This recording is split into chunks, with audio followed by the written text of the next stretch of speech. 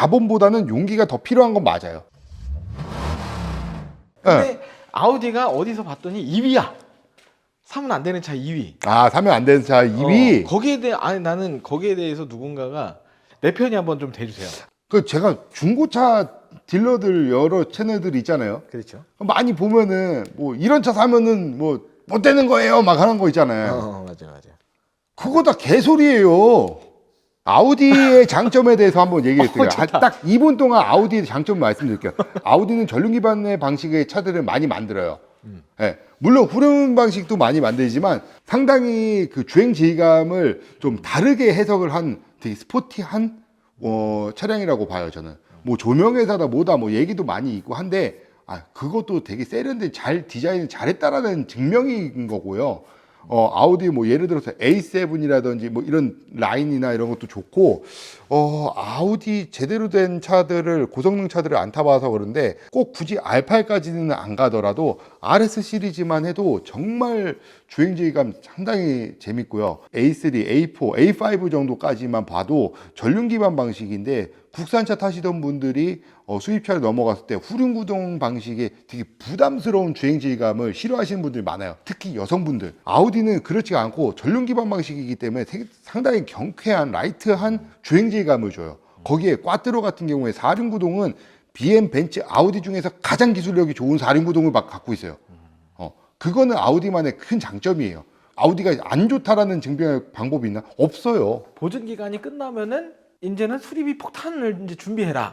이런 얘기들은 어떻게 생각하세요? BM, 벤츠 뭐 다른 브랜드도 다 그래요. 예.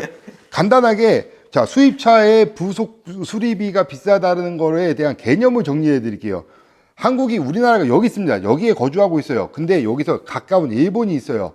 여기에서 환율이라는 게 발생을 해요. 갖고 오는 딜리버리가 들어가고 물건을 갖고 오는데 배송비 기간이 오래 걸리거나 하면은 웨어하우스 그러니까 즉 국내에 재고를 많이 보유할 수가 없기 때문에 그러면은 그거의 상황의 시점을 맞추는데 보통 독일 3사 같은 경우에 국내에는 많이 이제는 인프라가 깔려 있고 웨어하우스에 어느 정도 적정 재고량을 갖고 있지만 그거를 하면은 거기서 수익이 나야 돼. 당연히 물류 어느 정도 부속값이 비쌀 수밖에 없어요. 그거를 해소하고자 만들었던 게 뭐 어떻게 보면은 쉐보레 같은 경우 미국 차들이 그런 걸 좀 많이 해소를 했어요. 좀 더 비싼 차들 같은 경우 있죠. 뭐 페라리나라든지 뭐 람보르기니 같은 경우 더 비쌀 수밖에 없어요. 왜?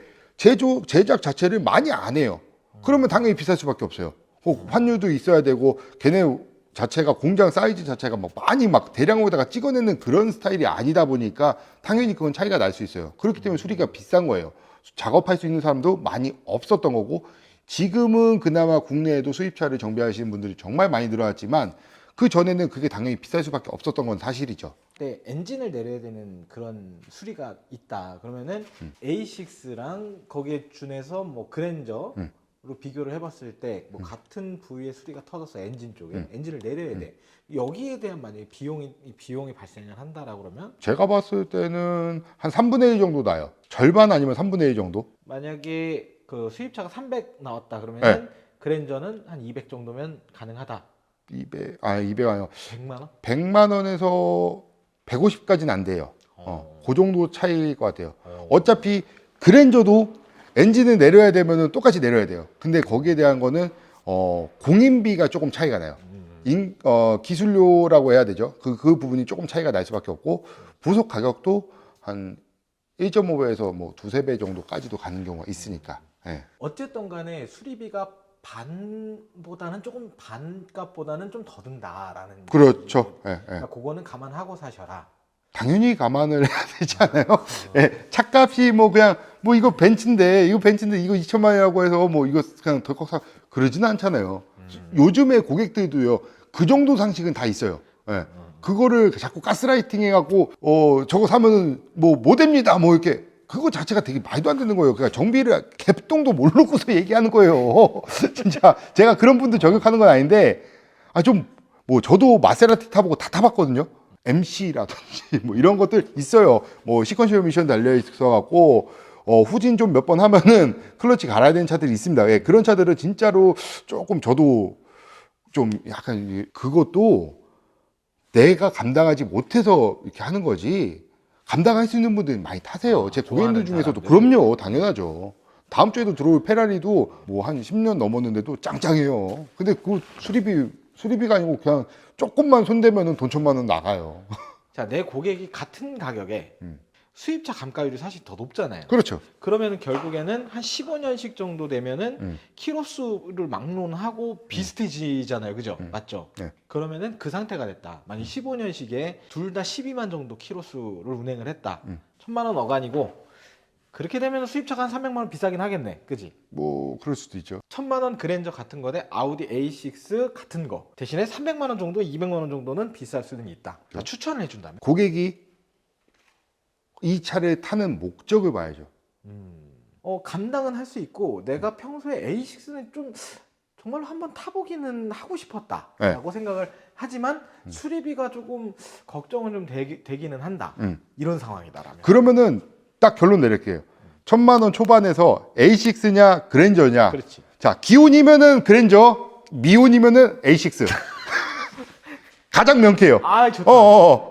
기온이면은 A6 못 가. 근데 미온이면은 가고서 나중에 저 기온이 돼갖고 어떻게 해서든 해결하면 돼.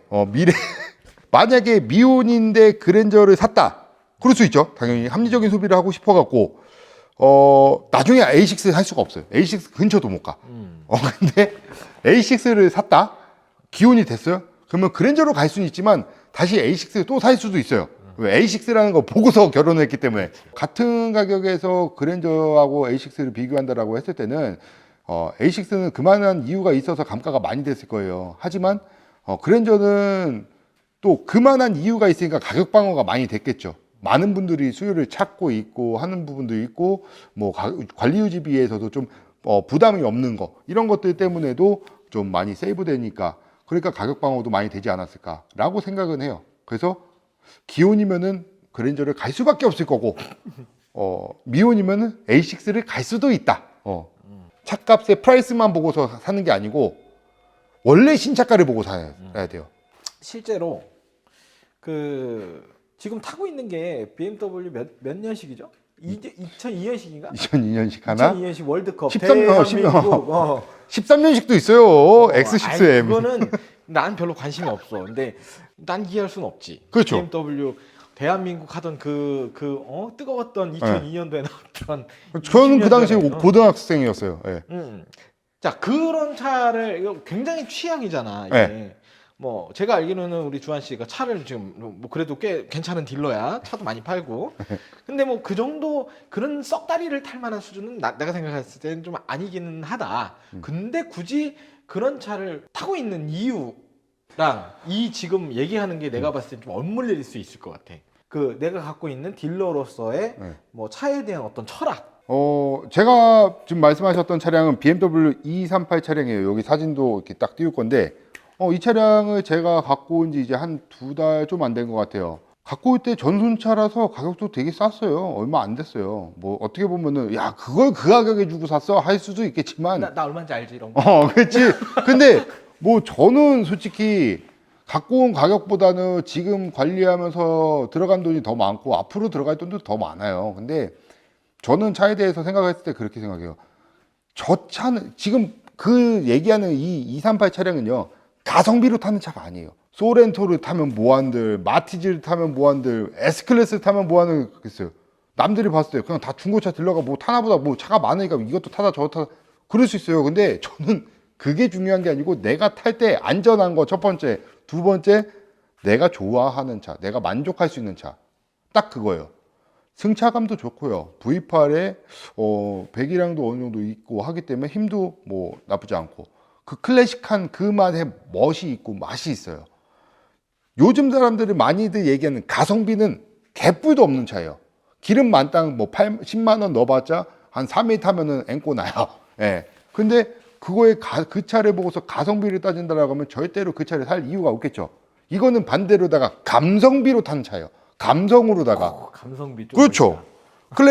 저는 이제 클래식 음악도 좋아하고 클래식 차도 좋아하고 정말 지금은 이게 이 때문에 업무상 그냥 편한 그냥 청바지를 항상 캐주얼하게 입을 수밖에 없지만 저도 정장 그냥 깔끔한 슈트 차려입고 하는 거 좋아해요. 하지만 제 활동 상황상 그거는 안 되기 때문에 그냥 좀 캐주얼하게 옷은 입어요. 그거에 대해서 뭐 누가 남이 나한테 뭐라고 할 것도 아니고 내가 타고 싶은 차니까. 감성비로 타는 거. 그렇기 때문에 포르쉐도 갖고 있을 수 있는 거고, 그렇기 때문에 BMW 20년 넘은 차도 소유하는 거예요. 뭐 취미에다가는 남자들이 뭐 하고 있는 뭐 낚시를 좋아하거나 아니면은 뭐 어떤 골프를 좋아하거나라고 했을 때 거기에 대해서 지출하는 거라고 생각을 해요. 저는 차가 조금 비싼 취미이긴 하지만 제가 할 수 있는 범위 안에서 하는 그런 취미라고 생각하고서 하고 있어요. 아우디 A6 타던 테슬라를 타던 뭘 타던 뭐 포르쉐를 타던 그거는 본인이 소화해낼 수 있는 능력선 안에서라고 하면은 나의 가치를 평가하거나 뭐 한다는 거는 정말 잘못된 넌센스이기 때문에 20대 초반 분들도 요즘에는 그런 생각, 그런 사고를 갖고 계신 분들은 없을 거예요. 그래서 그거는 좀 넌센스하다. 그래서 만족스럽게 타고 있는데 어제 보니까 또 오일이 또 새요. 또 수리해야 된 거야. 근데 그 재미야 사실. 이제 마지막 질문을 이제 드려볼게요.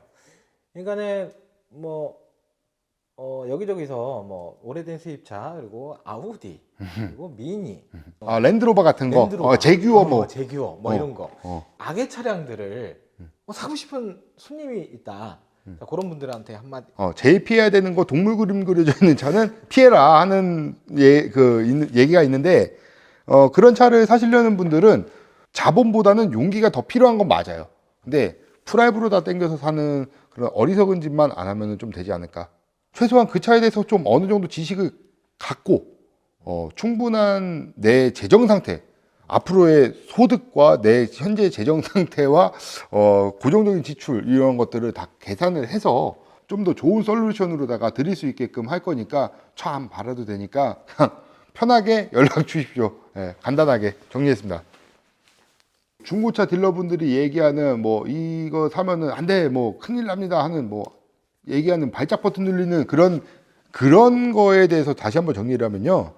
솔직히 말해서 저는 그렇게 생각해요. 이게 좀 그분들 저격하는 건 아니지만 그분들이 차에 대해서 잘 이해가 없어서 아니면 어그로 때문에 그런 영상을 만들지 않았을까라고 생각해요. 내가 뭐 이거 살 정도로 현금으로다가 살 수 있는 정도 능력은 되는데 라고 생각하면서 약간 갸우뚱 하신다라고 하면은 그냥 여기에 제 연락처로다가 전화 주세요.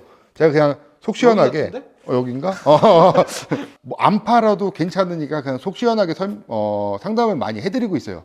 그래서 판단은 고객님이 알아서 하시되 상담에 도움을 드릴 수는 있습니다. 이렇게 오늘 좀 갑자기 차 리뷰만 하는 거는 좀 너무 진짜 장사하는 것 같고 그래갖고 조금 이렇게 환기를 시키자 해서 오늘 제가 또 1,400명 구독자가 1,400만이 아니고 1,400명이 늘었습니다. 예, 그래서 분위기도 환기도 시킬 겸 해서 주저리 이렇게 우리 또 찐차 아저씨에서 또 도와주셔갖고 예, 되게 도와주셨습니다.